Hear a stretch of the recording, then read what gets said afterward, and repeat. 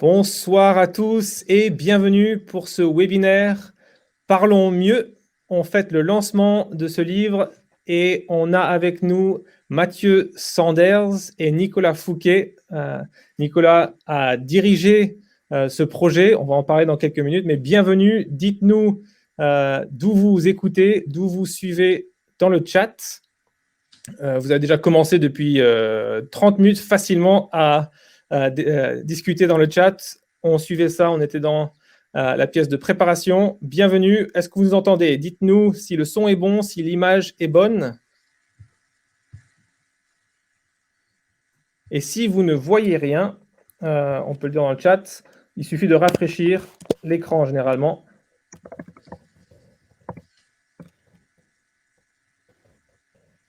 Donc, je pense que généralement, il y a un petit décalage.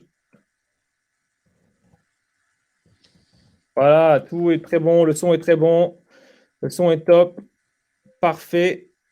On a des personnes même de Cambridge. Le Portugal est là. Haïti est là. Paris, évidemment. Québec, Suisse. Et il y a même Chenevière-sur-Marne. Voilà. Le son est bon. Et l'image, je n'ai pas trop eu de retour sur l'image. Je sais qu'il y a des qualités un peu variables. Hein. Très bien. Paul Sanders nous dit qu'il est là de Nantes. Salut Tim Foltz. Les Pays-Bas sont là. La Belgique est là. L'Alsace aussi. Saint-Malo. Et il y a de la neige quelque part. Je n'ai pas vu où. Les Vosges. Très bien. Alors, bienvenue à tous. Je m'appelle Stéphane Kapitaniuk. Je suis le responsable communication à BLF Éditions. Et avec nous ce soir, non seulement nous sommes nombreux, mais on a Nicolas Fouquet qui a dirigé le livre qui vient de sortir, ou alors qui va sortir dans 2 jours. C'est la soirée de lancement. Parlons mieux. Un livre qui prend 13 expressions de notre patois de Canaan et qui invite des théologiens francophones à les décrypter pour montrer le bien dans l'expression, pour aussi montrer les choses qui sont un peu moins bien dans ces expressions. Donc, on va fêter ce lancement du livre, rester jusqu'à la fin. On aura une offre surprise pour tous ceux qui sont là ce soir. Donc, ne ratez pas ça. Nous, on veut aussi remercier tous les partenaires qui ont fait la promotion de ce webinaire sur le thème « Faut-il vraiment inviter Jésus dans son cœur ?» Alors, au niveau des partenaires, ils étaient nombreux. On a avant tout le WET, avec qui on coédite ce livre, dont Nicolas est le président, les week-ends théologiques qui sont les coéditeurs. Et en partenaire, on a les cahiers de l'école pastorale, le Bon Combat, on a JPC France, on a Croire et Vivre, on a Tout pour sa gloire, on a Pointéo, on a le Top Chrétien et on a la REB. Donc, merci à vous. Et je sais que beaucoup d'entre vous sont en train de ces sites, de ces magazines sont en train de suivre ce soir. Donc, merci d'être avec nous. Donc, ouais, président, dit Esther. Donc, bienvenue si vous nous rejoignez. On va commencer dans quelques instants. Je voulais commencer avec juste une courte présentation. Nicolas Fouquet est donc travaille au CEL et depuis 1 an, il est aussi un éditeur secret chez BLF Éditions. Donc, il travaille avec nous. C'est un collègue maintenant aussi. Et avec nous aussi, il y aura Mathieu Sanders. Donc, c'est lui qui va aborder ce thème de ce soir. Faut-il vraiment inviter Jésus dans son cœur? Mathieu Sanders est pasteur à l'église baptiste de Paris, rue de Sèvres. Et il est aussi auteur du livre Introduction à l'herméneutique biblique et était aussi chargé de cours à Nogent et à Vaux-sur-Seine. Donc, merci Mathieu d'être là. Merci à vous. On t'entend, c'est très bien. Donc, Nicolas va répondre d'abord à 2 questions et puis ensuite, on va te redonner le micro pour la soirée. Ah, Lydie, Tout pour sa gloire, tu connais. Bienvenue Lydie. Alors, Nico, 2 questions sur Parlons mieux, ce livre qui sort mercredi, donc dans 2 jours. D'où est... mon exemplaire. Tu l'as déjà reçu. Il est tout frais, sorti de presse. Voilà. Donc, d'où est venue cette idée? Raconte-nous un peu les origines du projet. Oui, alors je suis tout seul à l'écran, mais en fait je représente une association qui a été mentionnée, les WET, et donc comme le disait Stéphane tout à l'heure, il s'agit d'une coédition, et donc c'est pour cette raison qu'il y a le petit logo à côté de celui de BLF Édition. Et donc voilà, moi je suis présent là en tant que président de l'association. Et donc, on a mené ce projet d'ouvrage dans ce cadre-là. En temps normal, on organise plutôt des week-ends de formation théologique, notamment à destination des jeunes adultes, un petit peu partout en France. Et puis, dans cette volonté d'encourager la réflexion théologique, eh bien, est venue progressivement l'idée de pouvoir, pourquoi pas, sortir un ouvrage en complément de ces week-ends, de ces événements qui étaient organisés. Et donc, petit à petit, l'idée est venue, elle a germé, on a pris le temps vraiment d'y réfléchir. Et ensuite, l'angle du livre est venu assez naturellement, finalement.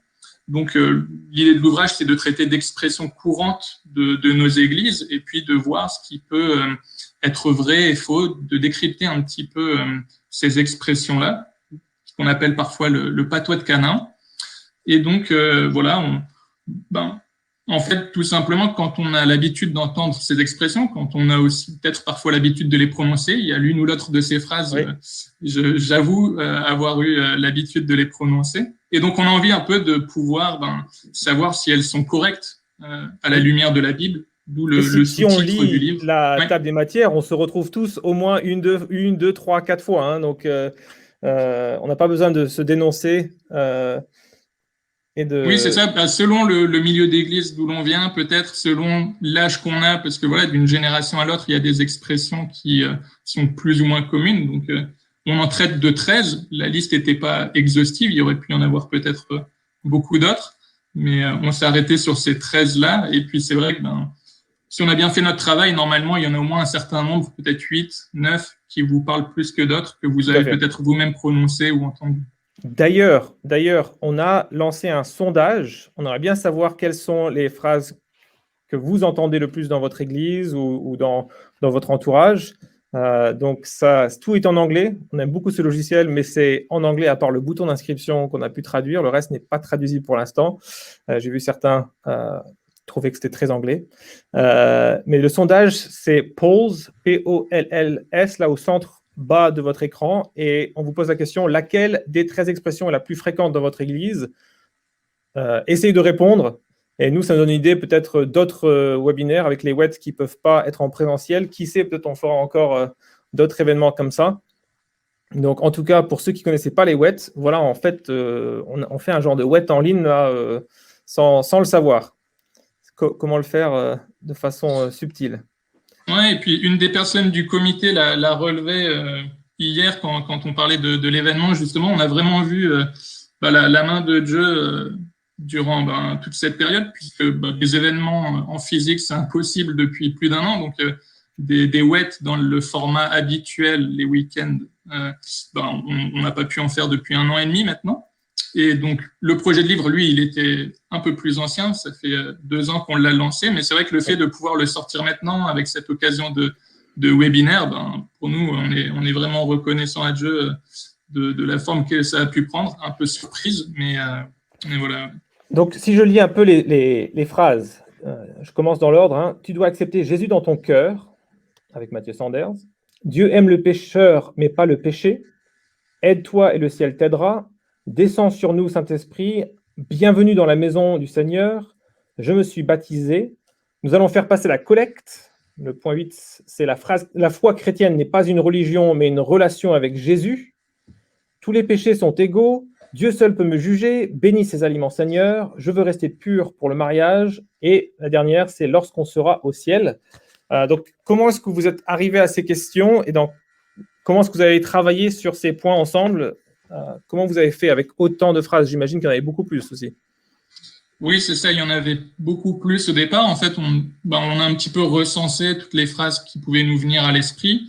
On a demandé aussi autour de nous, voilà, si les uns ou les autres avaient justement l'idée d'expression de ce type-là qui pouvaient peut-être prêter à débat, voilà, dans cette optique de décrypter le vrai du faux de ces différentes expressions. Et puis, on a fait un petit sondage aussi, un peu comme celui que vous retrouvez en bas là, de votre écran, où justement, voilà, on devait peut-être avoir une trentaine de phrases et on les a soumises notamment aux anciens participants des WET, les week-ends de formation théologique, ceux qui ont pu en faire par le passé. Et on leur a demandé justement quelles sont ces expressions qui vous semblent être les plus courantes, puisque ce genre de livre ne fonctionne au final que quand là tu as évoqué la table des matières. Si on se dit tiens, cette phrase ça me parle, ou celle-là tiens aussi je l'ai déjà entendue, le livre peut marcher, alors que si finalement sur les 13 expressions il y en a qu'une ou deux, on vise un petit peu à côté. Donc on a fait ce travail de vraiment prendre le temps de sonder, ce qui fait que aussi ça peut être pu rallonger le processus, mais on pense que ça a permis aussi de l'affiner. Après, n'hésitez pas à le dire dans les commentaires si vous pensez que les phrases qui ont été sélectionnées elles sont pertinentes ou non. Voilà. En équipe, on était déjà en train de dire qu'il faudrait un parlons mieux 2 ou un parlons encore mieux. Donc, peut-être on aura encore d'autres phrases qui seront proposées. Quelqu'un a proposé, moi, j'entends pas trop ces phrases, mais il a dit, mais j'entends beaucoup Dieu m'a dit que. Donc, là, c'est plus trop une expression de notre patois de Canaan, mais effectivement, c'est autre chose. Alors, bienvenue à tous ceux qui nous rejoignent. On parlait de Parlons mieux, le livre qui sort dans 2 jours, publié avec les WET et chez BLF Éditions. Et on va donc prendre la première phrase des 13 expressions qui sont décryptées par l'équipe. Et c'est Mathieu Sanders qui a écrit ce premier chapitre. Il est là avec nous ce soir. Il est pasteur à l'Église baptiste Paris, rue de Sèvres. Et il va donc aborder la question « Tu dois accepter Jésus dans ton cœur ». Moi, ce que je voudrais juste peut-être préciser aussi dans cet ordre, il y a un ordre un peu logique dans la façon dont ça a été organisé par Nicolas Fouquet, qui est donc le directeur de publication de ce livre. Ils vont dans l'ordre relatif de salut. On commence avec la conversion et on termine avec lorsqu'on sera au ciel. Donc, il y a un ordre logique. Et nous, on commence avec le premier thème. Donc, rebonjour Mathieu. Bienvenue. Bonjour. Et on te met en plein écran pour tout le monde. Voilà. Alors, tu es pasteur à l'Église baptiste Paris, à l'Église baptiste de Paris, rue de Sèvres. Tu es aussi chargé de cours à Nogent et à Vaux-sur-Seine. Et tu as écrit un livre sur l'herméneutique biblique. Et donc là, on va te laisser le micro sur ce thème. Faut-il vraiment inviter Jésus dans son cœur? Ça marche. En tout cas, un grand merci Stéphane et Nicolas. Et je suis vraiment très heureux et honoré de participer à cet événement. Je n'exagère pas en disant que quand j'ai accepté de le faire, je pensais qu'il y aurait peut-être, une 50aine de personnes connectées. Et donc, je suis émerveillé, surpris par l'ampleur de l'événement. Mais vraiment, c'est une grâce de savoir que aussi juste l'aspect de communion entre des frères et sœurs qui sont sur plusieurs continents. Donc, j'ai dit bonsoir, mais on peut dire bonjour à ceux qui sont encore quelques heures plus tôt au Québec et ailleurs, notamment à Haïti, etc. Donc voilà, on m'a demandé d'intervenir d'intervenir à l'oral sur ce qui correspond au chapitre que j'ai écrit dans le livre. Et j'introduirai la chose un petit peu plus généralement en posant la question suivante. Déjà, tout bêtement, pourquoi est-ce que c'est important de parler mieux? Finalement, la question mérite d'être posée. Parce qu'une des particularités du petit livre qui est présenté ce soir, c'est qu'il touche à des paroles ou des affirmations qui, pour l'essentiel, ne peuvent pas être taxées de fausses doctrines au sens fort. Ce sont pas des propos qui trompent totalement sur la vérité biblique, la personne de Jésus, la vérité de l'Évangile. Il s'agit plutôt de choses qu'on pourrait mieux dire, comme le dit bien le titre, hein, parlons mieux. Donc des choses qui peuvent être en partie fausses ou trompeuses, mais plutôt par manque de précision. Et j'entends déjà la réaction que pourraient peut-être avoir certains, et qui peut être tentante, serait de dire, ouais, non, mais on va laisser les théologiens chipoter entre eux. On n'a pas besoin de pinailler sur des détails de langage. Quelque part, où est le problème? Et par exemple, pour le titre de l'intervention de ce soir, inviter Jésus dans son cœur, n'est-ce pas ce que justement on veut encourager les gens à faire? Se rassembler dans la maison du Seigneur, c'est a priori très réjouissant comme perspective, et c'est ce qu'on aime faire. En tout cas, pense-t-on dimanche après dimanche. Je veux me baptiser, c'est toujours une occasion de joie quand on entend quelqu'un dire ça. Faire passer la collecte, c'est toujours mieux que de pas la faire passer, etc. Donc, on pourrait se poser la question, est-ce que l'exactitude du langage est si importante que cela? Et est-ce que c'est pas finalement des débats pour des intellectuels ou des gens qui se veulent intellectuels, coincés dans leur tour d'ivoire, loin des réalités du terrain, etc. Alors, a priori, si vous êtes là, c'est que vous partez pas sur ces présupposés-là, mais j'aurai l'occasion de le redire. C'est vrai qu'on n'est pas dans les affirmations examinées dans ce livre, dans l'ordre des fausses doctrines ou de choses graves, à l'exception peut-être de « Aide-toi et le ciel t'aidera », qui est vraiment à la limite, mais le chapitre de Luigi Davi à ce sujet est très utile. Les autres affirmations ne touchent pas directement au cœur de la bonne nouvelle. Mais je vais donner 2 illustrations pour essayer de montrer l'importance de bien parler. Pourquoi est-ce que c'est important de bien parler? Alors, imaginons quelque chose qui vous tient très à cœur. Alors, excusez-moi d'avance, je commence par un exemple très basique, le foot. Je sais que ça parlera pas à tout le monde, j'aurai un deuxième exemple plus consensuel après. Mais imaginez que vous parlez avec quelqu'un qui ne connaît le foot que très approximativement et qui, au lieu de dire marquer un but, va dire marquer un essai. Ou au lieu de la première mi-temps, va dire le premier set. Vous n'allez pas laisser passer ça, si vous vous intéressez ne serait-ce qu'un tout petit peu au football. Pourtant, il n'y aurait rien de grave. Mais le fait de mal utiliser le vocabulaire montre qu'en face, la personne ne s'intéresse pas vraiment au foot. Quand on s'intéresse à quelque chose, on essaye de bien connaître la chose. Et la personne en face, donc, ne prend même pas la peine d'utiliser un vocabulaire correct. Peu lui importe de dire les choses comme ça, approximativement, parce que c'est pas important, c'est pas très important pour cette personne. Et il ou elle peut se dire, non, c'est bon, je me fais comprendre, c'est pas grave. Et c'est vrai que c'est pas très grave, surtout quand il s'agit de foot. Mais pour la personne en face, pour qui ça a un peu d'importance, ça peut être très agaçant parce que ça montre un désintérêt et une certaine ignorance du sujet. Alors, cet exemple n'était sûrement pas parlant pour tous. Je vais prendre un autre exemple un peu plus sérieux. Pourquoi est-ce que ça nous énerve tant, nous protestants évangéliques, qu'on nous appelle sans arrêt évangélistes, ici en tout cas en France? Après tout, quand quelqu'un dit les évangélistes et veut dire les évangéliques, on le comprend. C'est rare qu'il y ait vraiment une confusion sur ce qu'ils veulent dire.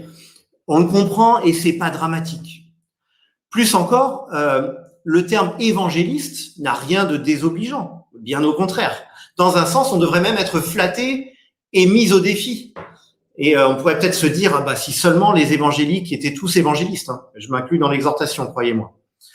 Mais ça nous agace que les médias disent ça, que les gens autour de nous disent ça. Ça nous agace, pourquoi? Parce que cette confusion de vocabulaire manifeste un désintérêt pour le sujet.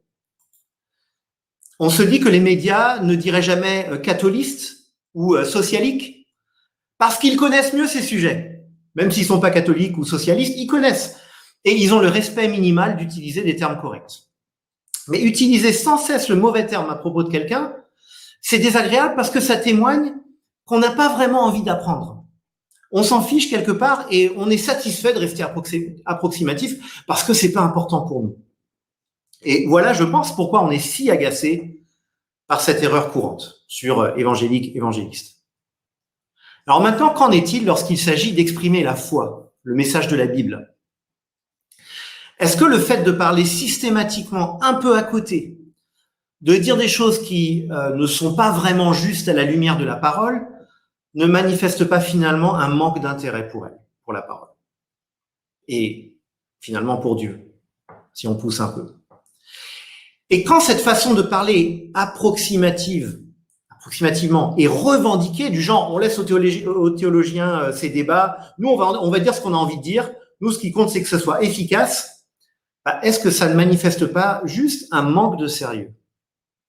En réalité, pour être juste, il faut reconnaître que c'est pas forcément par manque de sérieux ou manque d'intérêt que des chrétiens, et ça a été moi aussi, et nous tous, comme le disaient Stéphane et Nicolas, c'est pas forcément par manque de sérieux ou d'intérêt que les chrétiens parlent parfois pas très bien de la Bible ou de Dieu, parce que souvent ce sont simplement de mauvaises habitudes qui ont été prises et qui se répercutent parce que les églises continuent d'utiliser ces façons de parler. Et donc c'est justement l'occasion, alors un petit peu ce soir, mais plus encore en lisant le livre Parlons mieux, de réfléchir à cela. Alors parmi les expressions examinées dans le livre, celle qu'on m'a confiée, finalement est l'une des moins problématiques, dans un sens. Dans la version du livre, l'affirmation que j'examine, c'est « tu dois accepter Jésus dans ton cœur ». Et dans la légère reformulation pour le webinaire, c'est il faut inviter Jésus dans ton cœur. Ça revient presque au même. Inviter est sans doute un peu pire qu'accepter. J'essaierai de m'expliquer. Mais je ferai référence à ces deux versions de l'expression dans ce petit exposé. Alors allons-y. Faut-il vraiment inviter Jésus dans son cœur? C'est la question un peu provocante qui a été mise comme titre de ce webinaire. C'est bien sûr en référence à la conversion qu'on emploie cette expression, cette décision de confier sa vie à Jésus-Christ en réponse à son appel. Quoi de plus beau? Quoi de plus important que ça? Et je l'ai déjà dit, nous ne sommes pas ici face à une fausse doctrine, une expression qui toucherait au cœur de l'Évangile. Mais il est possible de parler d'une manière bibliquement plus juste de la réalité de la conversion et de la foi. Dans cette expression, inviter Jésus dans son cœur, alors je ne vais pas m'attarder sur le faut-il, tu dois, etc. Mais il y a deux mots-clés qui surgissent, inviter et cœur. Et à mon sens, c'est à propos du premier mot, inviter, accepter, que la question la plus significative se pose. Cela dit, nous verrons que parler de cœur n'est pas anodin non plus. Mais d'abord, parlons un petit peu de notre utilisation du langage biblique en général. Finalement, faut-il dire les choses exactement comme la Bible les dit? Ne peut-on pas être créatif dans un sens dans l'utilisation du langage de la foi? Et c'est la première question que nous nous poserons, en tout cas très très très brièvement. La question du langage biblique. Lorsqu'on découvre qu'un mot que nous utilisons couramment à propos de la vie chrétienne est absent, ou presque, des textes bibliques, c'est un bon réflexe de se demander pourquoi. Tiens, j'utilise tout le temps ce mot, il n'est jamais dans la Bible. Ou cette expression, je l'ai jamais vue dans un texte biblique, mais j'ai l'habitude de l'utiliser. Il peut y avoir de bonnes raisons pour cela, et il peut y avoir de mauvaises raisons pour cela. Parfois, l'absence du mot dans la Bible s'explique sans difficulté et ne pose aucun problème. Par exemple, le mot Trinité se réfère à une doctrine essentielle de la foi chrétienne. Ce mot n'apparaît pas une seule fois dans la Bible. Pourtant, contrairement à ce qu'on entend ici et là, ça ne signifie pas qu'il faille renoncer à ce mot. Pourquoi? Parce que c'est un mot que des théologiens anciens ont trouvé en cherchant à résumer l'enseignement de la Bible sur un point essentiel. Les auteurs du Nouveau Testament ont affirmé de diverses manières à la fois le caractère unique de Dieu, il n'y a qu'un seul Dieu, et la divinité du Père, du Fils et du Saint-Esprit, trois personnes distinctes l'une de l'autre.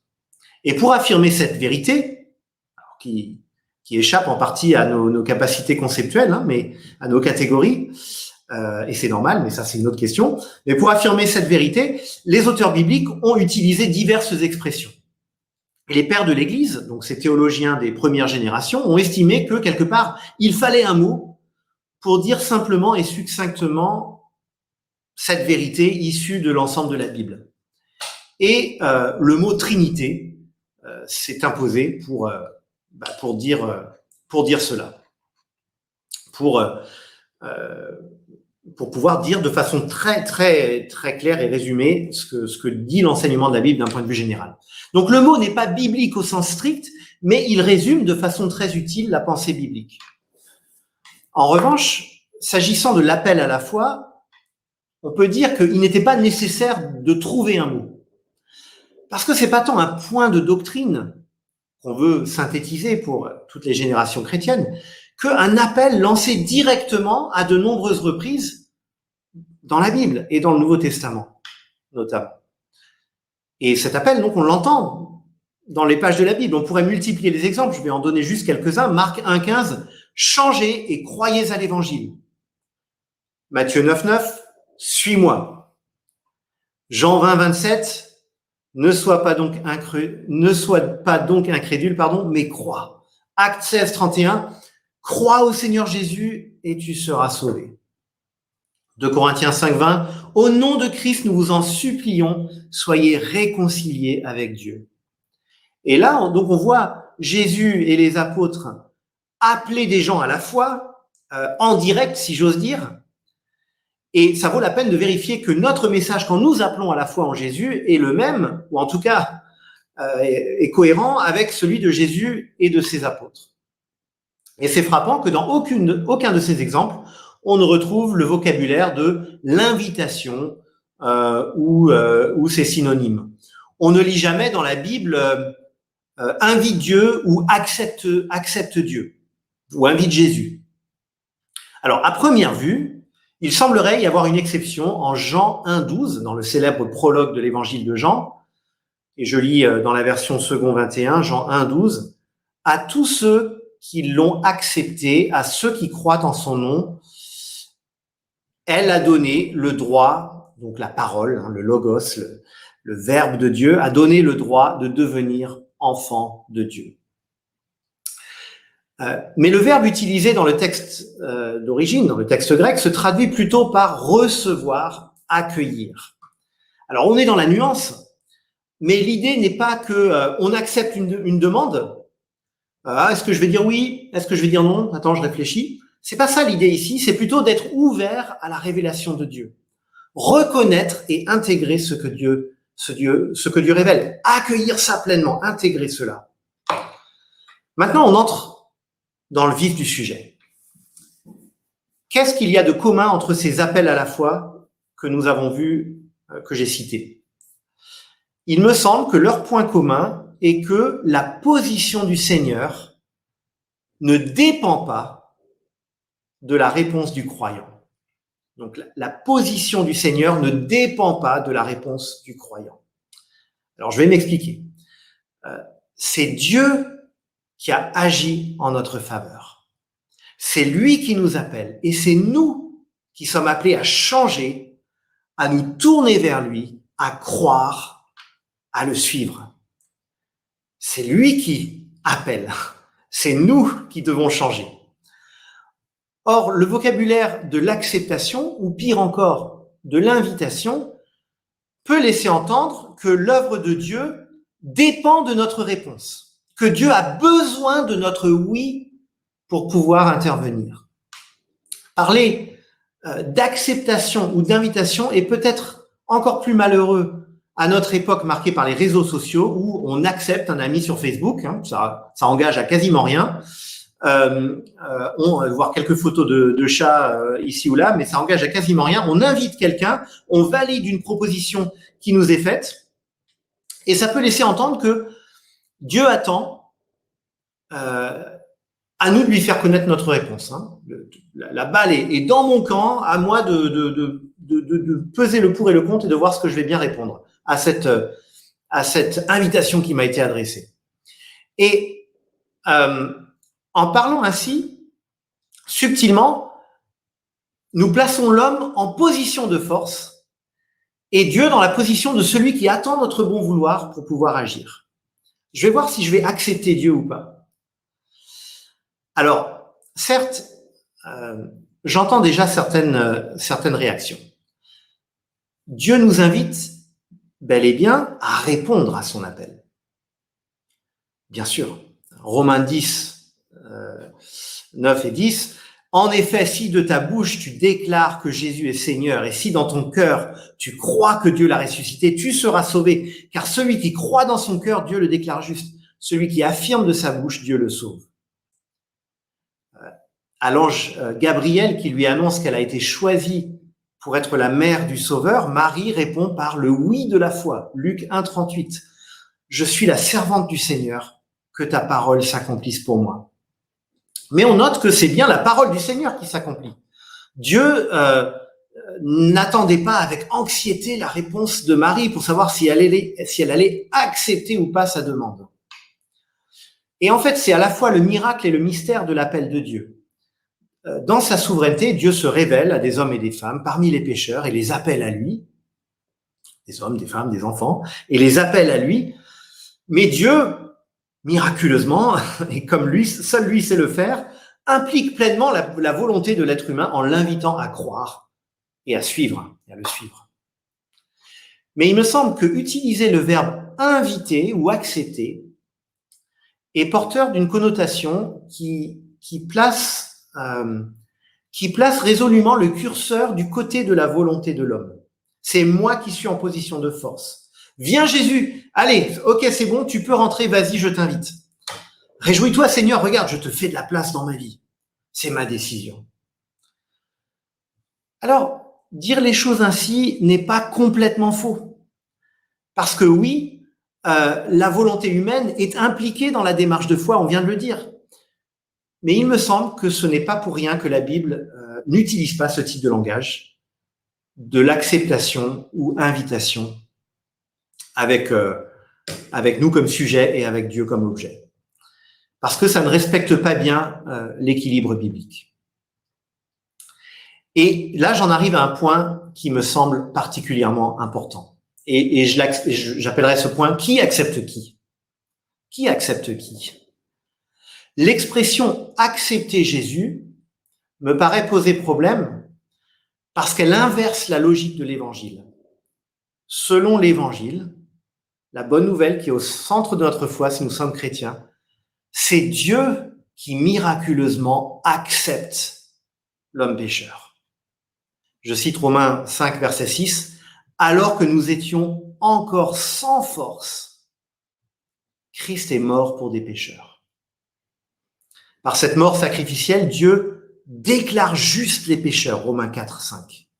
Il fait bon accueil à tous ceux qui se tournent vers lui, Romains 14, 3. En bon berger, Jésus conduit à Dieu les coupables pour lesquels il est mort, 1 Pierre 3, 18. La bonne nouvelle de Jésus-Christ est justement centrée sur le fait que Dieu, dans sa grâce, accepte les pécheurs. L'initiative est la sienne. Ce n'est pas à nous d'accepter Jésus, c'est Dieu qui, en Jésus, nous accepte. Et le verbe accepter est suffisamment fort pour qu'il faille le réserver à celui qui, de loin, a pris la décision la plus conséquente, la plus coûteuse, la plus décisive. C'est Dieu qui, en Jésus-Christ, accepte le pécheur. Et si on veut parler d'invitation, on fait face au même paradoxe. C'est Dieu qui nous invite à le connaître. C'est lui qui, en Christ, nous accueille avant tout. C'est lui qui nous dit « Viens, entre chez moi ». Alors, ce n'est pas faux de dire « Oui, Jésus entre dans ma vie ». Il y a des arguments bibliques pour cela. Mais la vérité, la plus essentielle, première, c'est que Jésus m'invite dans la sienne, dans sa vie de résurrection, dans sa communion parfaite avec le Père et avec le Saint-Esprit.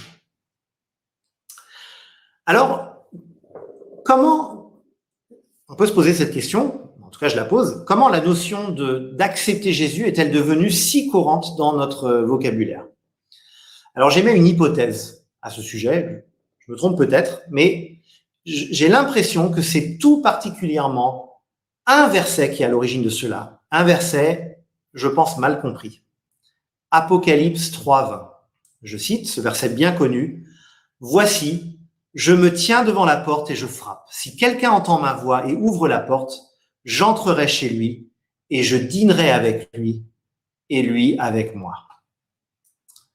Dans cette image saisissante, ne voit-on pas Jésus attendre justement la réponse qui lui sera apportée? N'est-il pas légitime de dire que Jésus frappe à la porte et puis il faut bien qu'on dise entre, qu'on accepte Jésus chez soi, dans sa vie, dans son cœur?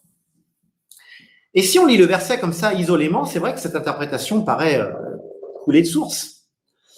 Mais le contexte, et c'est décisif toujours de replacer, quand on veut bien comprendre un verset, de le replacer dans son contexte, le contexte nous amène dans une autre direction. Nous nous situons ici dans la dernière des 7 lettres des 7 lettres aux églises qui nous sont rapportées dans les chapitres 2 et 3 de l'Apocalypse. Donc déjà, on note que c'est à des églises que le Seigneur ressuscité s'adresse ici. C'est à des chrétiens qu'il s'adresse. En tout cas, des gens qui se disent chrétiens. Or, le portrait de l'église de Laodicée est celui d'une église qui s'est laissée aller à la suffisance. Ces circonstances matérielles semblent favorables. Contrairement aux églises de Pergame et Thyatire citées précédemment par Jean, elles ne semblent pas particulièrement en prise avec de fausses doctrines, pas particulièrement de faux enseignements apparemment à Laodicée, mais cette église a perdu son zèle et pire peut-être, elle semble avoir perdu sa lucidité spirituelle. Elle a le sentiment que tout va bien alors qu'elle a oublié, ou presque, le Seigneur et l'Évangile. Et le problème, c'est que lorsqu'on oublie le Seigneur, on s'expose à devoir lui rendre des comptes, à le voir se présenter à nous et nous rappeler à l'ordre. Et cette discipline du Seigneur, elle prend diverses formes et l'Apocalypse ici n'entre pas dans les détails. Mais le Seigneur qui se présente à la porte de son Église n'est pas ici en train d'appeler des non-croyants à le suivre. C'est plutôt le Maître qui vient se rappeler au bon souvenir des serviteurs qui se sont endormis, comme dans la parabole des 10 jeunes filles, Matthieu 25, 1 à 13. Ou la parabole des serviteurs qui sont appelés à attendre le retour de leur Maître, Luc 12, 35, 37. Et d'ailleurs, c'est intéressant que cette petite parabole, elle évoque aussi, après le retour du Maître, un repas pris avec eux. Et donc, nous ne sommes pas ici face à une attente du Seigneur devant la porte de notre cœur, qui serait là à dire, s'il vous plaît, laissez-moi entrer, je vous en prie, je veux rentrer, laissez-moi. C'est pas ça. Nous avons ici plutôt une mise en garde solennelle qui cadre avec les paroles très sévères de cette section, puisque Jésus va jusqu'à prévenir l'église de Laodicée, si elle ne se reprend pas, je cite, Apocalypse 3,16, « Je vais te vomir de ma bouche ». Dans les versets en 3,16, en général, c'est pas celui-là qu'on retient ou qu'on met sur les calendriers. Donc c'est très sévère cette section. Mais Jésus dit que à celui qui ouvre la porte, à l'Église et aux chrétiens qui se repentent de leur indifférence et de leur négligence spirituelle, le Seigneur promet magnifiquement sa grâce et sa présence. J'entrerai chez lui et je dînerai avec lui et lui avec moi, verset 20. Entre parenthèses, ça rappelle aussi un petit peu l'épisode de Zachée dans l'évangile de Luc. Par ailleurs, le contexte est très différent, mais on notera que c'est Jésus qui s'invite chez Zachée et c'est pas Zachée qui invite Jésus. Et aussi sévère que soit l'avertissement dans Apocalypse 3, il est fondé sur l'amour du Seigneur. Moi, verset 19, ceux que j'aime, je les reprends et je les corrige. Donc, dans le contexte, on voit qu'il n'est pas question d'un appel à inviter Jésus comme Seigneur et Sauveur, mais plutôt d'un appel à revenir au Seigneur, à s'abandonner à lui pour laisser à nouveau l'Évangile imprégner nos vies. Donc, c'est un verset qui est plutôt une mise en garde aux chrétiens qu'un verset qui nous parle de la conversion. Alors, je le redis quand même, il n'y a rien de dramatique dans l'utilisation du vocabulaire de l'acceptation, accepter Jésus. Dans la mesure où Dieu nous appelle à répondre à son appel, ce concept touche à quelque chose de vrai. Et je préfère qu'on encourage les gens à accepter Jésus dans leur cœur plutôt qu'on ne leur parle pas du tout de Jésus. Je préfère infiniment cela. Mais j'espère avoir montré que nous serons plus fidèles à la forme et au fond du message biblique en favorisant un vocabulaire qui reflète mieux la pensée biblique, en exhortant les non-croyants et également nos enfants, parce que c'est souvent aux enfants qu'on s'adresse quand on dit « accepte Jésus dans ton cœur, invite Jésus dans ta vie ». Donc d'exhorter les non-croyants et nos enfants à croire en Jésus, à répondre à son appel, à se tourner vers lui, à reconnaître Jésus comme le Seigneur et Sauveur qu'il est déjà, indépendamment de notre réponse à son appel. Alors plus brièvement maintenant, la question du cœur. Qu'en est-il du cœur? On parle donc d'inviter Jésus dans notre cœur. Que penser de l'utilisation de ce mot lorsque nous relayons l'appel du Seigneur? D'abord, il faut commencer par souligner qu'il y a souvent un décalage entre le sens que nous donnons au mot cœur aujourd'hui dans la pensée occidentale du XXIe siècle et le sens de ce mot dans la Bible. Lorsqu'on parle du cœur en général, aujourd'hui, on parle généralement des sentiments avant tout. Et ce sens est tellement fréquent dans notre littérature, dans nos médias, dans nos chansons pop, et même dans notre langage de tous les jours, que lorsqu'on parle à un non-croyant d'accepter Jésus dans son cœur, il ou elle pensera très vraisemblablement à une réponse sentimentale avant tout. Laisse Jésus prendre ton cœur, envahir tes sentiments, etc.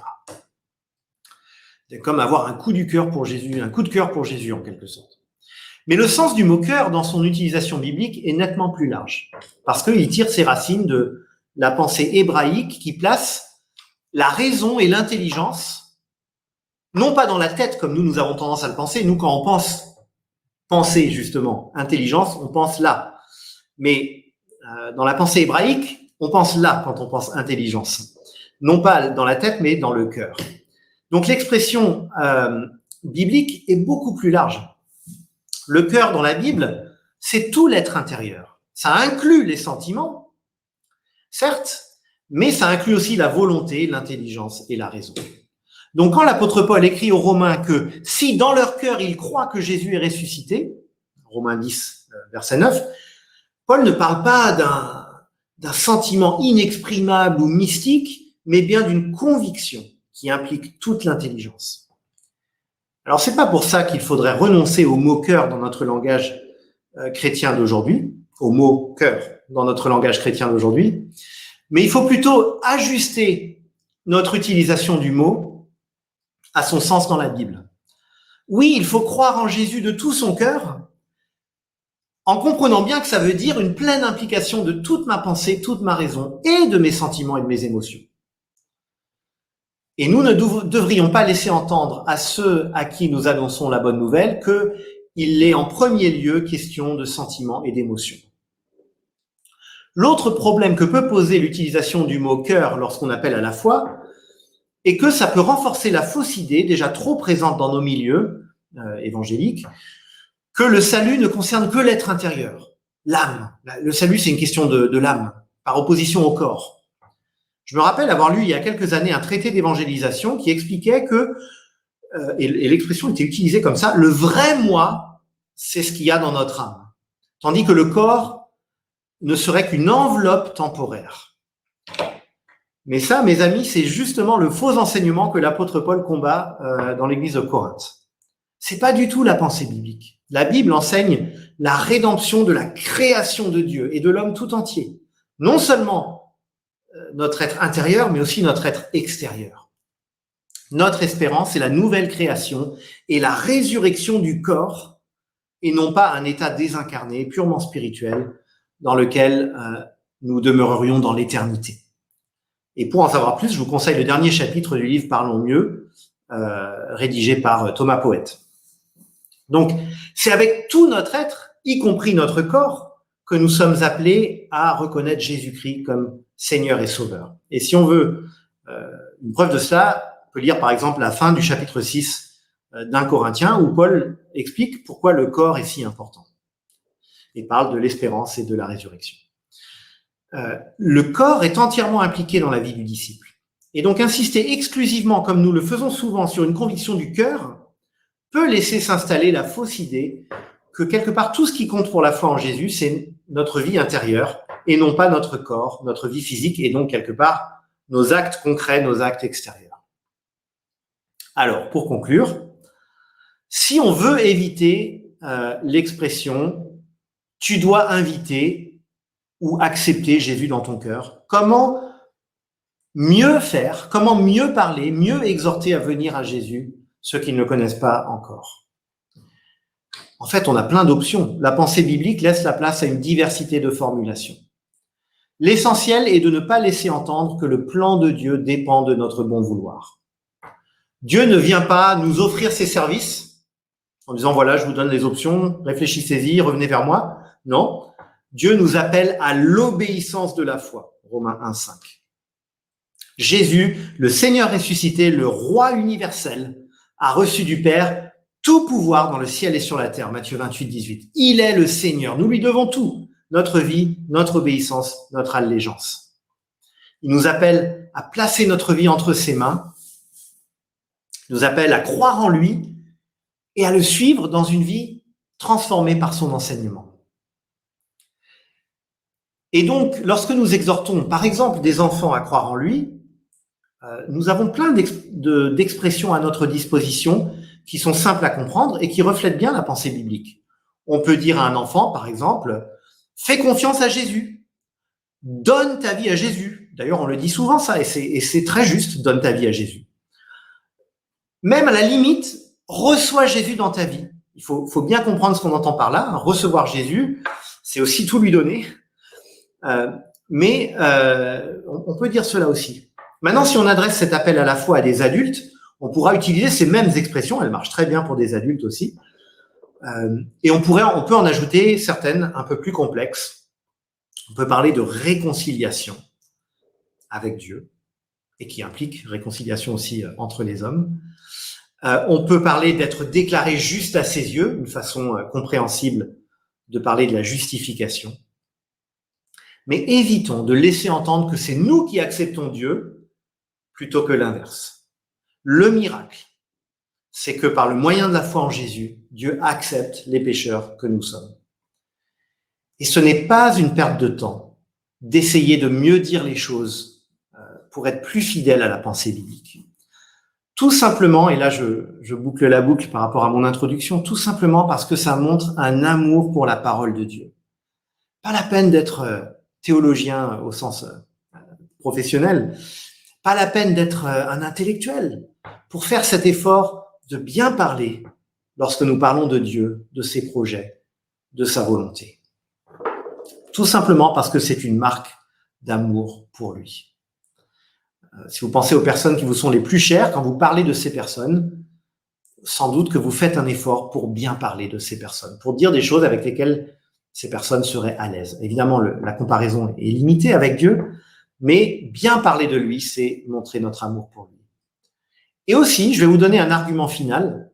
Faire cet effort de mieux dire les choses, ça nous emmène à nous plonger dans la Bible pour comprendre vraiment ce qu'elle dit. Et quoi de plus profitable que de faire cet effort d'aller dans la parole?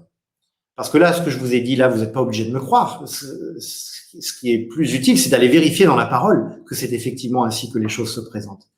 Et si vous lisez le livre Parlons mieux, je pense, en disant cela, je pense me faire l'interprète de tous les co-auteurs du livre, en disant que notre désir et que ces brefs chapitres nous amènent à venir ou revenir à la Bible, à explorer les richesses de son message.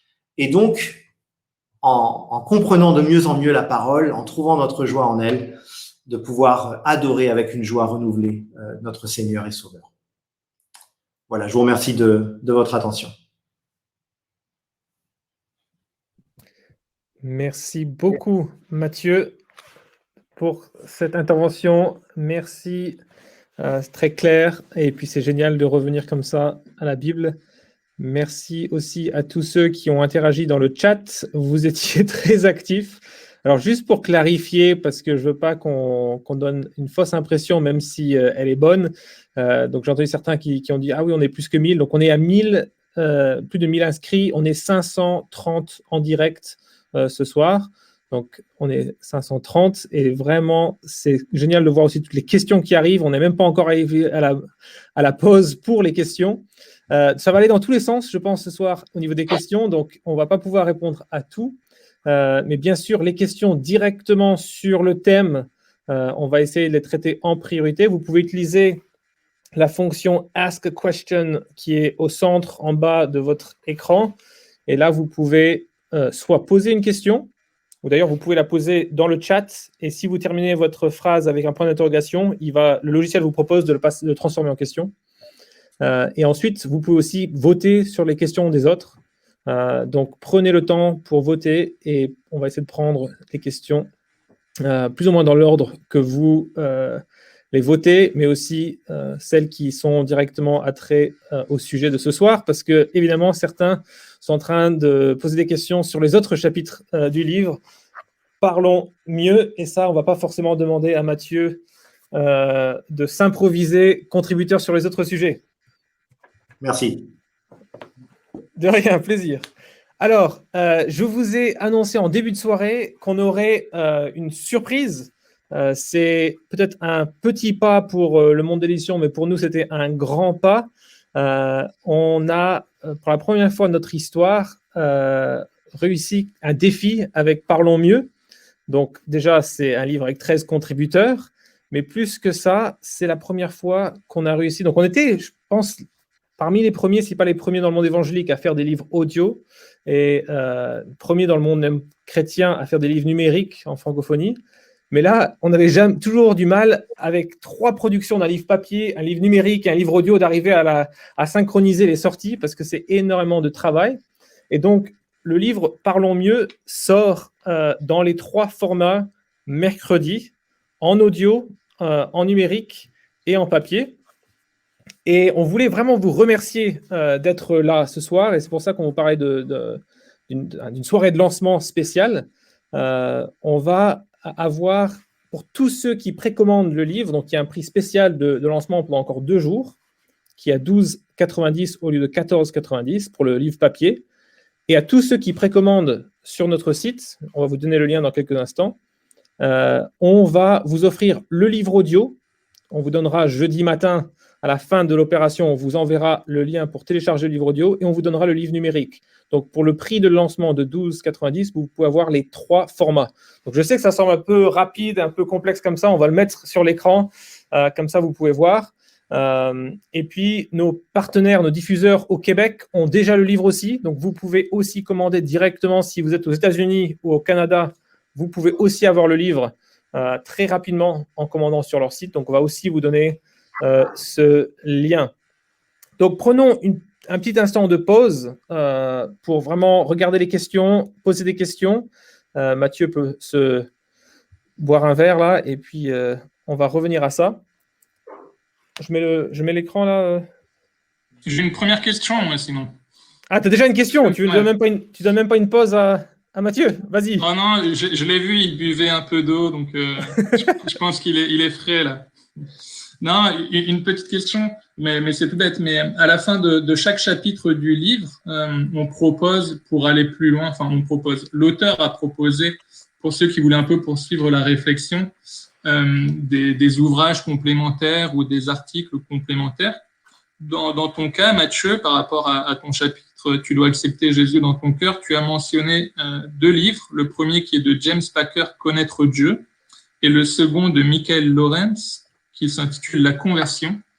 Est-ce que tu peux simplement dire pourquoi tu as sélectionné ces ouvrages-là, et puis justement par rapport aux personnes qui ont eu l'occasion de t'entendre ce soir, si elles souhaitaient creuser un petit peu tout ce sujet-là, qu'est-ce qu'elles pourraient trouver dans ces 2 livres?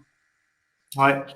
Alors, le premier, c'est un classique un livre évangélique parmi les plus connus, je pense, du XXe siècle. Connaître Dieu de James Packer. James Packer est décédé l'an dernier, sauf erreur, ou il y a 2 ans. Et donc, c'est vraiment un livre qui introduit d'une certaine manière à la foi chrétienne, avec vraiment un approfondissement biblique de tous les fondements de la foi chrétienne. C'est très riche comme livre. C'est une introduction, mais en même temps, c'est quand même, ça va assez loin. C'est un livre profond. C'est pas un livre qui se lit très vite. Enfin, il peut se lire vite, mais c'est un livre qui vaut la peine de prendre le temps d'une lecture attentive. Et j'imagine que pas mal de gens qui regardent le webinaire ont déjà lu ce livre, mais je le recommande vivement. Et si vous l'avez pas encore lu, c'est vraiment un livre à lire. Je dirais encore une fois un grand classique. Le deuxième, alors il est beaucoup moins connu, mais alors il fait partie d'une série de livres qui sont parus dans le cadre d'un mouvement d'église aux États-Unis qui s'appelle Nine Marks. C'est un mouvement qui a débuté à l'église baptiste de Capitol Hill à Washington, sous l'impulsion du pasteur Mark Dever.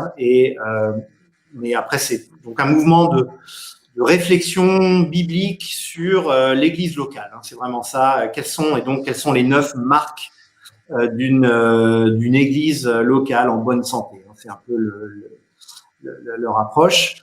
Et donc, parmi les petits livres qui sont sortis, il y a un livre sur la conversion que je trouve très bien. Et ça pour le coup, c'est des livres qui sont rapides, qui se lisent vite et qui témoignent d'une bonne réflexion biblique et théologique. Donc, je le recommande tout à fait aussi.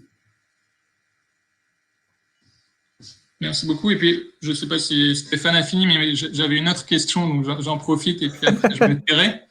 Mais dans le cadre du livre, du coup, on a 13 auteurs différents, mais on ne vous a pas imposé les expressions. Vous avez eu l'occasion de les sélectionner aussi, de notifier, celle-ci, j'aimerais bien la traiter. Vous avez en général proposé 2 ou 3 expressions et puis on en a choisi une ensemble. Et du coup, ma question, elle est assez simple, mais finalement, pourquoi est-ce que tu as souhaité, d'une certaine façon, t'intéresser à l'expression « tu dois accepter Jésus dans ton cœur », faut-il vraiment inviter Jésus dans son cœur? Est-ce que tu l'avais déjà traité par ailleurs? Est-ce que c'est un sujet qui te semble particulièrement important? Si tu peux expliquer cette démarche. Ouais. Alors, j'essaie de me replacer au moment où j'ai choisi. Mais alors, ce que je peux dire, c'est que c'est une expression vraiment très courante et je pense que je l'ai suffisamment dit, qui est peut-être à bannir, mais pas avec violence, quoi, qui est juste peut-être à remplacer par des choses meilleures. En fait, moi, je pense que en tant qu'enfant, j'ai entendu souvent cette expression dans les églises, dans des camps, etc. Et à un certain moment de mon parcours, quand je me suis intéressé à la théologie, j'ai commencé à me former, je me suis rendu compte que j'avais du mal à la dire, qu'il y avait un truc qui bloquait.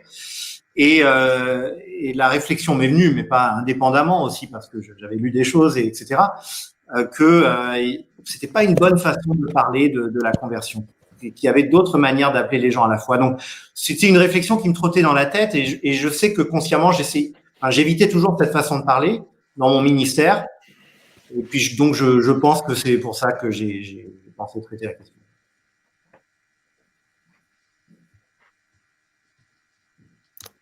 Merci Nicolas, merci Mathieu.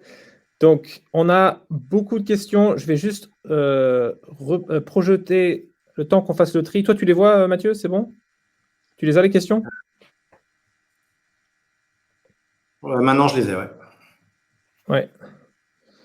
Alors, moi, je voudrais juste répéter parce que j'ai pas été complet. Donc, je vous ai dit, c'est la soirée de lancement là, de Parlons mieux. Mathieu Sanders a écrit le premier chapitre. Il y a 13 expressions qui sont détaillées dans Parlons mieux. Et c'est notre première fois là. Donc, ah, voilà, super. On a le slide. Pour ceux qui veulent acheter, c'est vraiment les 2 prochains jours qui sont super intéressants parce qu'on a réussi une sortie simultanée de l'audio, de l'e-book et du livre papier. Donc, vous pouvez les acheter au Québec, aux États-Unis, sur le site de publication chrétienne. ne suis pas sûr que ce soit .com d'ailleurs. C'est un .org, mais c'est bon? .com, pardon. Donc, je me trompe. C'est bien publicationchrétienne.com et le livre est déjà en vente là-bas, à un prix spécial, comme en France. Donc, profitez-en. Et si vous l'achetez là-bas, Publication Chrétienne, probablement autour de jeudi, vous donnera un lien pour aussi télécharger le livre audio et le livre numérique. Donc, pour le prix du papier, à un prix spécial, vous pouvez avoir les 3 livres ensemble, les 3 formats ensemble. Plus que ça, nous, on trouverait vraiment, en discutant avec l'équipe, on trouve que le livre est super approprié pour les groupes de jeunes.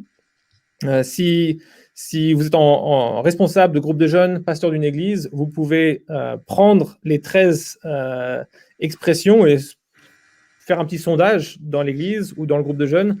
Quelles sont les expressions que nous, on entend le plus? Et on peut, en 3 samedis, par exemple, aborder les 3 expressions qui reviennent le plus dans notre église, aller plus loin, bien sûr, à chaque responsable de creuser.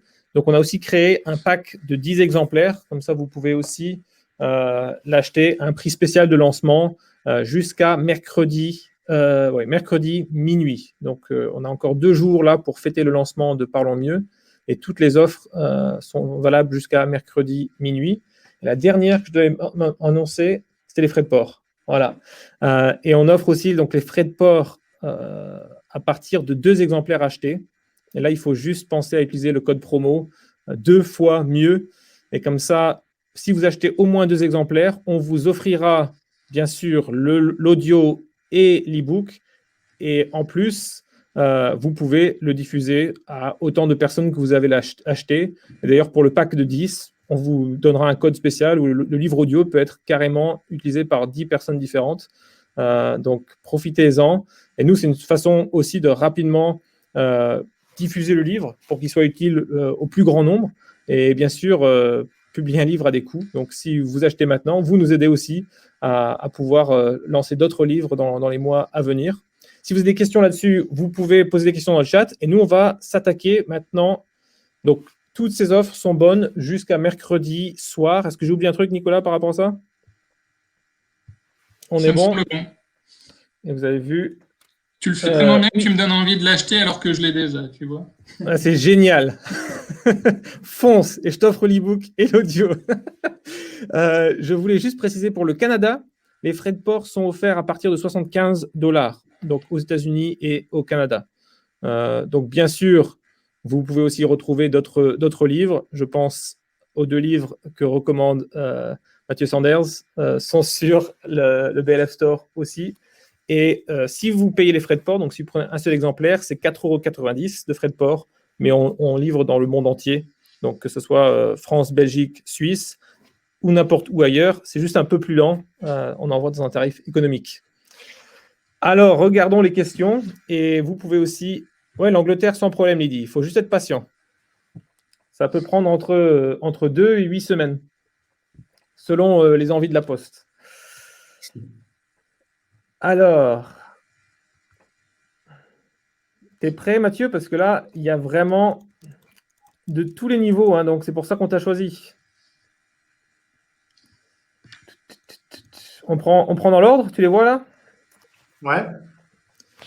Dans les milieux pentecôtistes et ou charismatiques, on invoque très souvent Dieu, l'Esprit Saint, Jésus à prendre le contrôle, à être au contrôle. Où voit-on dans la parole une telle demande?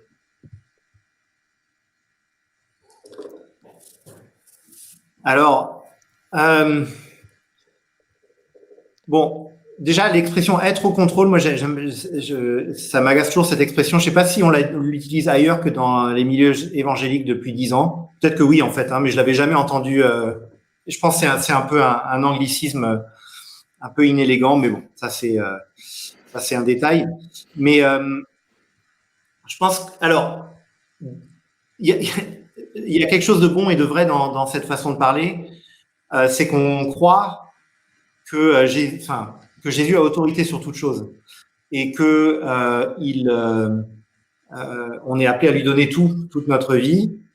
Donc le dire c'est une chose, le vivre, on sait que pour nous tous chrétiens que c'est un sacré défi, mais qu'on peut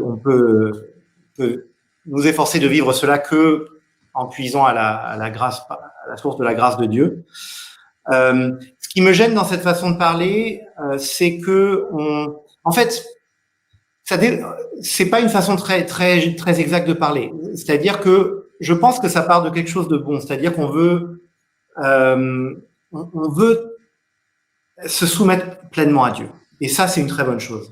Et on voit des choses dans notre vie, peut-être, où on se dit là, je vois que je résiste à l'œuvre de l'esprit dans ma vie, que je mets des obstacles, que quelque part je cède trop souvent à la tentation de chercher mon espérance ailleurs, de vivre en porte-à-faux avec ce que Dieu m'appelle à vivre. Je lutte avec mon péché, etc. Et quelque part, on dit voilà, Seigneur, prends le contrôle. Donc ça part, je pense, de quelque chose de bon. Et encore une fois, il vaut mieux avoir ce sentiment et l'exprimer peut-être un peu maladroitement que de pas du tout avoir ce sentiment. Mais après, je pense que Dieu a déjà le contrôle de toute chose. Et là, encore une fois, dans cette dynamique mystérieuse entre la souveraineté de Dieu et notre volonté, il nous invite, nous, à changer, toujours, à nous repentir, à nous tourner vers lui, c'est nous qui répondons à son appel. Et donc, je pense qu'il vaut mieux demander à Dieu, il faut mieux dire à Dieu, je me soumets à toi, aide-moi Seigneur à te donner toute la place. Je veux que ma vie reflète pleinement qui tu es et ce que tu m'appelles à vivre. Je pense que c'est une façon un peu plus fidèle à la pensée biblique que de dire viens prendre le contrôle Jésus. Mais je comprends ce qu'on veut dire par là et je pense que ça part de quelque chose de bon, mais qu'il y a une manière un petit peu meilleure de le dire. Tu as le droit d'utiliser des jokers, hein, si tu veux, Mathieu. Oui, absolument. Tu peux appeler Nicolas Fouquet. C'était pas l'idée de joker que j'avais. En fait, j'allais demander, ça veut dire quoi un joker? Mais tout ce que je dis, enfin, voilà, évaluez-le et retenez ce qui est bon et n'hésitez pas, les frères, à dire autrement, justement. On prend la suivante. Moi, si j'avais droit à ma question, elle n'était pas super bien formulée, mais je me demandais si à un moment, l'expression accepter Jésus dans son cœur était en lien avec l'union à Christ. Est-ce que tu as vu quelque chose là-dessus ou pas? Parce que, enfant, je ne connaissais rien de l'union à Christ et on me parlait d'accepter Jésus dans son cœur.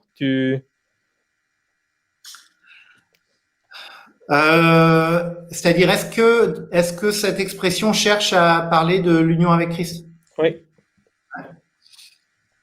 Moi, je l'ai jamais comprise vraiment comme ça, mais plutôt comme parlant du moment de la conversion et du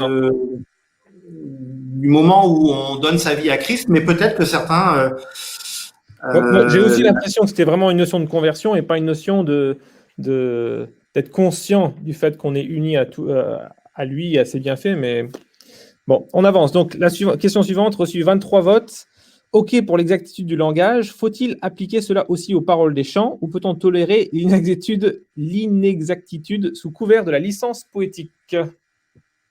Et puis, comme tu es pasteur en plus d'une communauté à Paris, est-ce qu'il y a une démarche aussi à ce niveau-là dans votre communauté de sélectionner d'une certaine façon les chants ou d'en éliminer certains? Voilà, après l'avoir utilisé, vous êtes dit peut-être celui-ci, il vaut peut-être mieux pas l'utiliser. Enfin, si en plus tu peux aussi apporter cette touche d'expérience en tant que pasteur qui peut peut-être parler à d'autres. Ouais, non, tout à fait. C'est pas une question facile parce que d'un côté, on veut pas, enfin, les chants que nous chantons, alors à part ceux qui vraiment tirent directement leurs paroles du texte biblique, ils ont été composés par des hommes et des femmes et ils sont pas inhérents, ils sont pas parfaits dans leur expression et c'est pas seulement les chants récents, c'est aussi des chants plus anciens. Donc, je pense qu'on veut pas être dans une attitude où on est sans cesse méfiant, puis avoir un peu la présomption de penser que nous on voit clair, etc. Donc on veut vraiment pas. Quand je dis on, c'est, je sais pas, je parle de façon très impersonnelle, mais je pense que sans doute d'autres pasteurs ressentent ce même besoin d'équilibre entre être discernant par rapport aux paroles des chants et en même temps laisser la place à des façons diverses d'exprimer la foi. Et dans la Bible, il y a des façons très différentes d'exprimer la foi. Donc, il y a une diversité dans les textes bibliques. Il n'y a pas une seule façon de parler, il y en a plein. Cela dit, c'est vrai qu'il y a parfois des chants qui disent des choses qui sont vraiment pas justes. C'est pas que les chants récents. C'est vrai que globalement, je pense qu'on peut dire que globalement, il y a eu dans les années, je sais pas, les années 70, 80, il y a eu toute une série de chants où peut-être il y avait un peu moins, enfin, il y avait peut-être pas beaucoup de réflexion théologique derrière, et je pense qu'il y a eu un peu une réaction plus récemment. Et on sait que voilà, il y avait des chants qui étaient composés plutôt au 19e siècle, au début du 20e siècle, il y avait souvent une réflexion profonde, mais on trouve aussi des chants anciens où il y a des choses qui sont pas justes. Et donc, je pense que c'est toute une question d'équilibre, mais nous, donc pour répondre à ta question, Nicolas, oui, il y a des chants où on dit cela, on les chante pas. Il y a des chants qui, je vais pas donner d'exemple, parce qu'on n'est pas là pour ça, mais il y a des chants où je pense juste, ça laisse entendre parfois, ou même ici ou là, ça affirme directement des choses qui vont à l'encontre du message de la Bible. Alors souvent, c'est pas complètement des choses centrales, sinon, je pense qu'on ne chanterait quand même pas du tout ces chants-là. Mais parfois, il y a des chants, par exemple, qui mettent vraiment justement le curseur du côté de l'homme, ou des chants qui laissent entendre que d'une certaine manière, le fait de chanter ensemble va faire venir Dieu d'une manière nouvelle, ou je ne sais quoi. Il y a voilà, je pense que donc quand vraiment il y a le chant communique des idées qui sont fausses, je pense que là il faut intervenir et il faut dire c'est assez aux pasteurs, aux anciens, aux responsables de l'Église de faire preuve de discernement par rapport à cela. Après il y a aussi la question des chants parfois qui sont très mal traduits et qui moi, ça m'arrive de dire celui-là, on le chante pas parce qu'il est trop mal traduit. Mais ça, c'est une autre question. Ouais. Et puis certains, on pense que c'est la traduction et on lit l'anglais et on dit ah non, c'est aussi tout est en anglais. Ça arrive aussi. Je pense qu'il y a aussi, alors juste rapidement, il y a la question aussi mais bon, on est presque sur un autre, on est un peu sur un autre sujet, mais il y a la question du chant d'assemblée par rapport à une expression individuelle. Il y a certains chants qui peuvent être une expression individuelle de foi, mais qui se prête pas très bien à ce qu'on le chante en assemblée, le peuple de Dieu réuni. Ça colle pas vraiment. Et ici, là où on pourrait avoir peut-être plus laisser la place à plus d'expressions très personnalisées pour un chant individuel, c'est plus gênant pour un chant d'assemblée. Mais en gros, je pense que la question clé, c'est est-ce que ce chant, regardons bien les paroles de ce chant, hein, et est-ce que la Bible enseigne vraiment ce que ce chant dit, tout bêtement, et quitte à prendre le temps de bien réfléchir à cela, d'aller voir des textes, voilà l'effort à mon avis qu'il faut faire pour certains chants où ça pose question. Il y a une question dans le chat qui est posée que je trouve intéressante et en lien avec ton intervention, donc je la fais remonter. Par rapport à l'expression que tu as traitée, tu dois accepter Jésus dans ton cœur. Donc, ça va plutôt être une phrase qu'on va prononcer vis-à-vis de quelqu'un pour l'inviter, l'inciter à se convertir. Et du coup, la question qui est posée dans le chat, c'est est-ce que tu aurais tendance, toi, à suggérer un modèle de prière pour quelqu'un qui voudrait se convertir après avoir incité la personne alors, malheureusement, si on utilise cette expression, mais du coup, tu as proposé d'autres expressions qui rendent peut-être plus juste, qui sont plus correctes par rapport au texte biblique. Mais du coup, voilà, est-ce que on doit ou on ne doit pas vraiment proposer une prière que l'autre personne doit répéter? Si tel est le cas, est-ce qu'il y a un modèle particulier qui est à ta faveur ou bien il faut plutôt lui laisser s'exprimer avec son cœur dans la bonne compréhension du cœur parce que voilà, il vaut mieux un acte spontané avec quelques erreurs dedans, mais voilà, enfin, est-ce que tu peux avoir quelques pensées là-dessus à partager? Moi, je pense que on a plein de bons éléments de langage, entre guillemets, dans la Bible elle-même, dans le Nouveau Testament.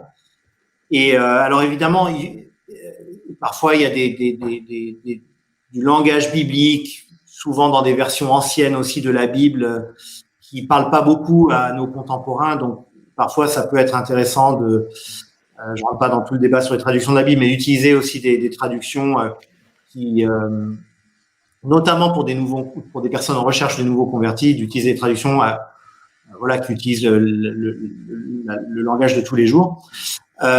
Mais je pense que, comme je le disais, donner sa vie à Jésus, placer sa confiance en Jésus, croire en Jésus, reconnaître son autorité,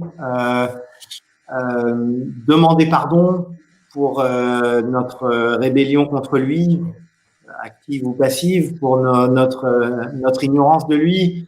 Il y a plein de choses qui sont très justes bibliquement et qui sont du langage simple et je pense qu'on peut dire je te reconnais comme Seigneur et Sauveur, et on peut dire prends ma vie et viens habiter en moi. On est dans du langage biblique, on peut dire ces choses-là, mais je pense que c'est juste éviter ce côté, voilà, ok, Seigneur, je t'accepte, je t'invite. Voilà. Encore une fois, quelqu'un se convertit en disant ça, merci Seigneur, et avec le temps, on apprend tous à dire les choses un peu mieux. Mais je pense que, donc, moi, j'utilise pas dans mon ministère une prière toute faite, typiquement. Maintenant, ça a pu m'arriver ici ou là d'inviter effectivement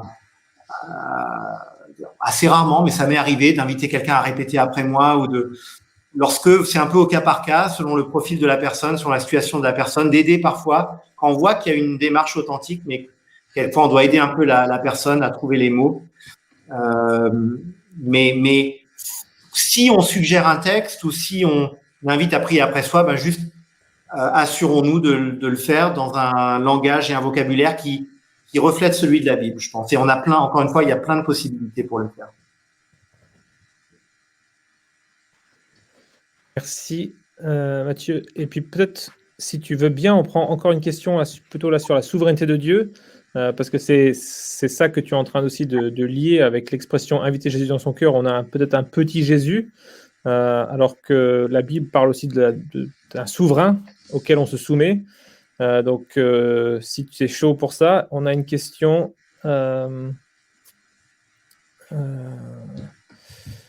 J'aimerais vraiment savoir si l'être humain a la capacité. Donc, j'ai pas le nom d'ailleurs de la personne.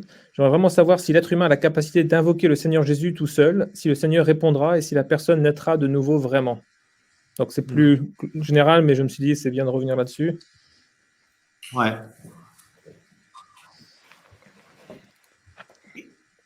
Je crois qu'on doit vraiment pleinement recevoir ces paroles qui nous disent « Crois dans le Seigneur Jésus et tu seras sauvé ». Dieu ne rejette pas celui ou celle qui vient à lui et qui implore sa grâce, qui lui remet sa vie justement, qui lui confie sa vie. Dieu est, comme dit l'apôtre Jacques, il donne sans faire de reproches, il donne généreusement sans faire de reproches. Et donc, voilà, frappez, on vous ouvrira. Je pense qu'il faut prendre ça pleinement au sérieux. Cela ne contredit pas le fait que dans sa souveraineté, Dieu, qui est le maître de l'histoire et qui est l'alpha et l'oméga, qui non seulement connaît toutes choses, mais qui ultimement fait concourir toutes choses, non seulement pour le bien de ceux qui aiment Dieu, mais à sa gloire, et qui est le grand maître de l'histoire, qui ne perd jamais le contrôle d'un seul iota de l'histoire, de l'univers. Il faut aussi dire, et c'est pour moi un profond sujet de réconfort, que cette pleine implication de notre volonté et de notre foi ne contredit pas le fait que Dieu nous a aimés avant même qu'on soit là, dès avant la fondation du monde, nous dit l'apôtre Paul, et qu'il a choisi de se révéler à nous, et que par le Saint-Esprit, il a choisi de de se révéler à nous dans son amour et dans sa grâce. Et je sais que c'est un sujet délicat, que tous les chrétiens ne mettent pas le curseur au même endroit dans la manière de penser et de dire ces choses. Mais à la question, mais alors, que dire de ceux qui ne croient pas, etc. Ou aux questions qui peuvent se poser à ce sujet, je pense là, on peut revenir à ce que je disais au début de ma réponse, qui est que tous ceux et celles qui viennent à Jésus seront sauvés. Alors, il faut venir à lui authentiquement, et l'authenticité de notre conversion va se voir aussi par notre fidélité, par notre persévérance dans la foi. Mais tant qu'on s'attache à Jésus, on n'a rien à craindre. Et justement, on n'a rien à craindre parce que notre salut ne dépend pas de nous, il dépend de Dieu. Parce que c'est pas moi qui suis allé gagner mon salut, mais c'est Dieu qui m'a sauvé. C'est bien pour ça qu'on utilise le verbe sauver. C'est pas moi qui me suis sauvé moi-même, c'est Dieu qui est venu me sauver, qui est venu me délivrer et qui m'a attiré à lui. Et d'ailleurs, alors c'est pas dans le livre Connaître Dieu, mais dans un autre de ses livres, James Packer rappelle que si on a parfois des discussions théologiques là-dessus, on est tous d'accord au moment de prier pour la conversion de quelqu'un, par exemple. On prie pour que quelqu'un se convertisse. C'est bien la preuve qu'on croit que c'est Dieu, ultimement, qui a autorité sur la vie de cette personne et sur le salut de cette personne. Et je comprends qu'on puisse lutter avec ça dans son parcours. Ça a pu être mon cas il y a un certain temps. Mais aujourd'hui, pour moi, c'est un profond sujet de réconfort de savoir que c'est Dieu qui est le maître de l'histoire. Mais il implique pleinement notre volonté. Et c'est ça qui est miraculeux, c'est que Dieu ne plaque pas son salut sur nous, mais il implique notre volonté, notre foi, notre confiance en lui, d'une manière que lui seul comprend vraiment, mais dont on peut se réjouir en tout cas. Ouais. Merci. Ouais, c'est vraiment un énorme réconfort. Je pense plus on avance dans la vie chrétienne, de savoir, voilà, parce qu'on réalise, vu l'état de notre cœur, que si on pouvait perdre notre salut, on l'aurait perdu depuis longtemps. Et on voit que non, c'est Dieu qui nous tient. Et tout d'un coup, c'est là où on est de plus en plus reconnaissant que Dieu est souverain et qu'il nous a sauvés malgré nous. Ouais. Est-ce qu'il y a d'autres questions, Nicolas ou Mathieu, qui vous semblaient essentielles, ou Pierre-David d'ailleurs?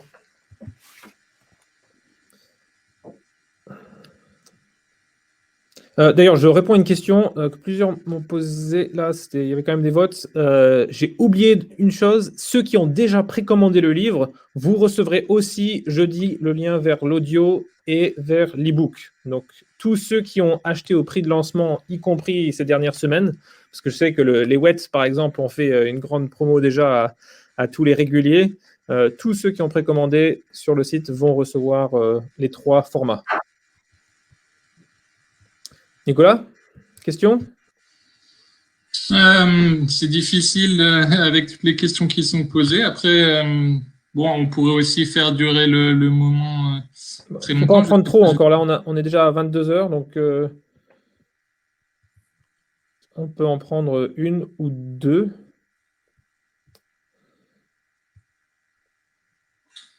Il y en a tellement. J'essaie de trouver et de garder une des questions qui est le plus en lien aussi avec ton exposé, Mathieu. C'est ça. Il y a la chanson, quelqu'un mentionne la chanson Toc Toc Toc, quelqu'un frappe à ma porte. Ouais, allez, vas-y. Que penser de la chanson Toc Toc Toc, quelqu'un frappe à ma porte? Est-ce que c'est une bonne théologie? C'est Damien et Sandra qui posent la question. Ouais. Ils ont quel âge tes enfants là, Mathieu? 7, 4 et 2. Voilà. T'es à fond dedans. Je pense pas que ce soit une très bonne théologie, mais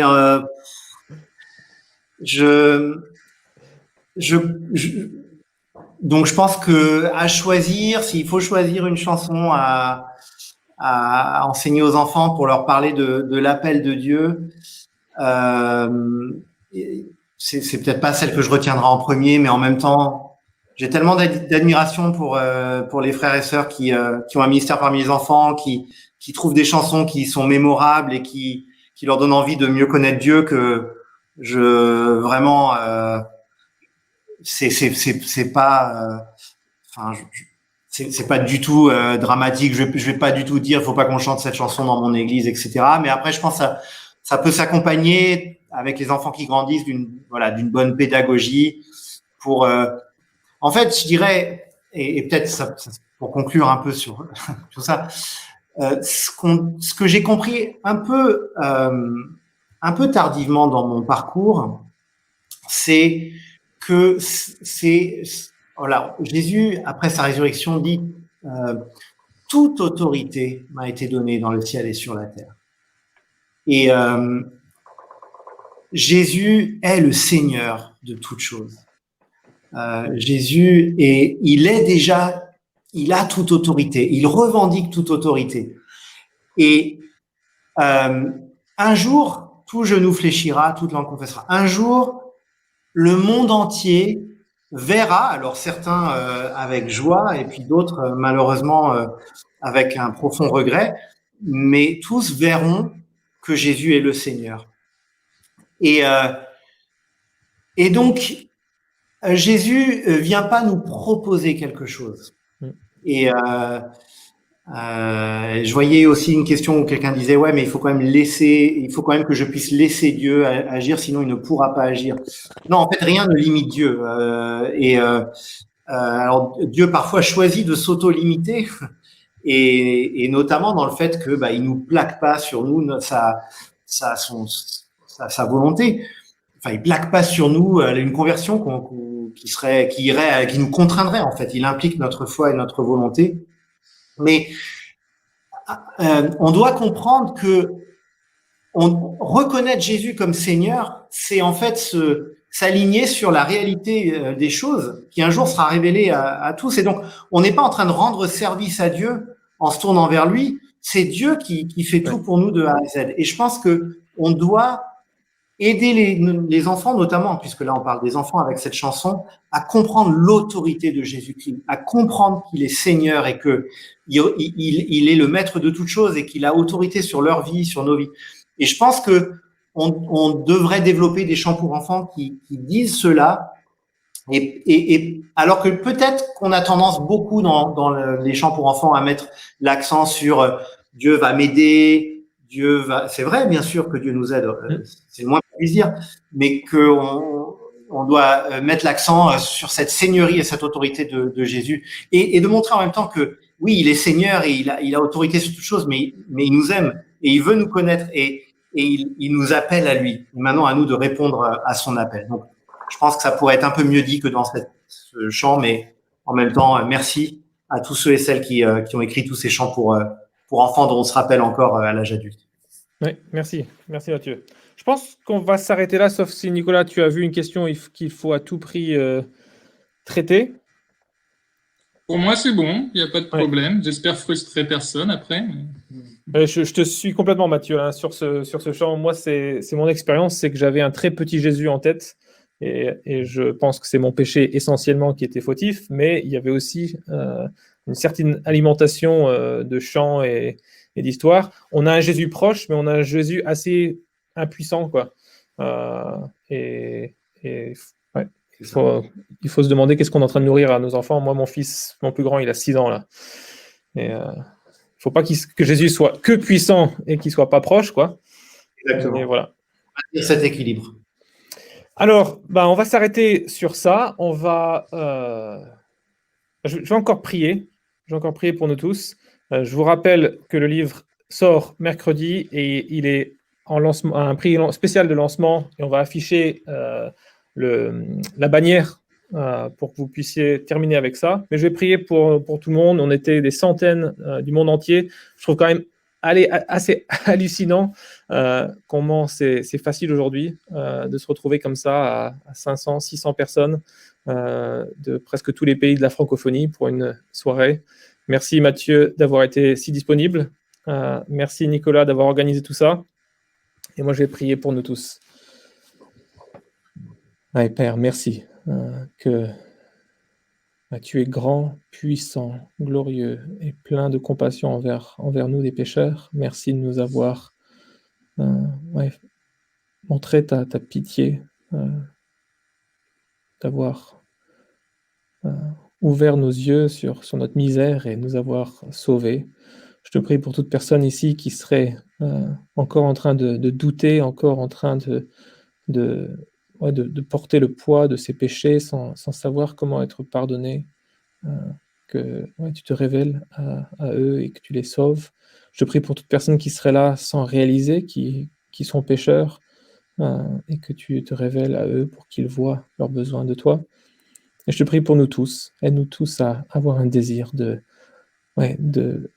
vraiment te prendre au sérieux, toi, le Dieu créateur qui s'approche de nous. Père, aide-nous à avoir une vision de plus en plus juste de ta personne et de ce que tu attends de nous. Aide-nous à vivre dans la joie de ta présence, la joie de ton pardon, et aide-nous à chercher, à t'honorer aussi avec nos mots, à t'honorer avec nos expressions, et aide ton peuple en francophonie à non seulement avoir des mots plus justes, mais aussi avoir des vies plus justes. Aide-nous à vivre dans la sainteté, d'être agréable, toi qui nous as sauvés. Amen. Amen. Alors, merci à tous. Nous, il y aura encore quelques personnes dans l'équipe qui vont être là dans le chat. Si vous avez des questions sur les aspects techniques des commandes, mais pour Mathieu, pour Nicolas, nous, on va se déconnecter. Et je vous dis bonne soirée à tous. Merci encore, les amis. Bonne soirée à tous. Merci beaucoup. Au revoir. Ciao, ciao, ciao.